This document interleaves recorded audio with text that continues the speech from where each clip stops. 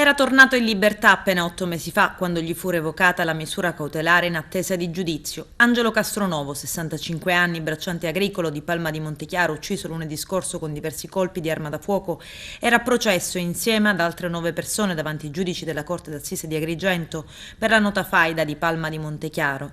Un conflitto tra due famiglie palmesi sfociato nel sangue. Era l'unico degli imputati a cui veniva contestata la partecipazione ad entrambi i fatti di sangue. L'omicidio di Enrico Rallo, 38enne ucciso a colpi di pistola di fronte al bar Mazza a Palma di Montechiaro nel 2015, e quello di Salvatore Azzarello, 39enne bracciante agricolo freddato nell'agosto 2017 da un comando nelle campagne di Contrada Burraiti mentre si trovava a bordo del suo trattore. Nel 2019 Angelo Castronovo viene arrestato nell'operazione congiunta di Carabinieri e Polizia.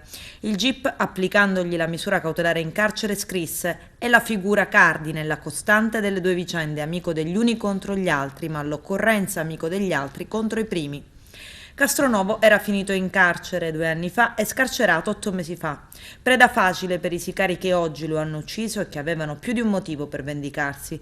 Per gli inquirenti non ci sono dubbi, Castronovo avrebbe fissato l'appuntamento fatale con il morto numero 1, Enrico Rallo, nel 2015, non presentandosi e attirandolo nella trappola.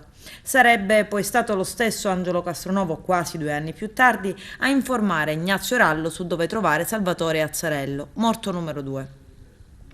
Angelo Castronovo, oggi morto numero 3, era chiamato Upazzo, era conosciuto in paese come trafficante di armi, che agevolmente, con l'aiuto di alcuni suoi fidati collaboratori, riusciva ad importare dall'estero.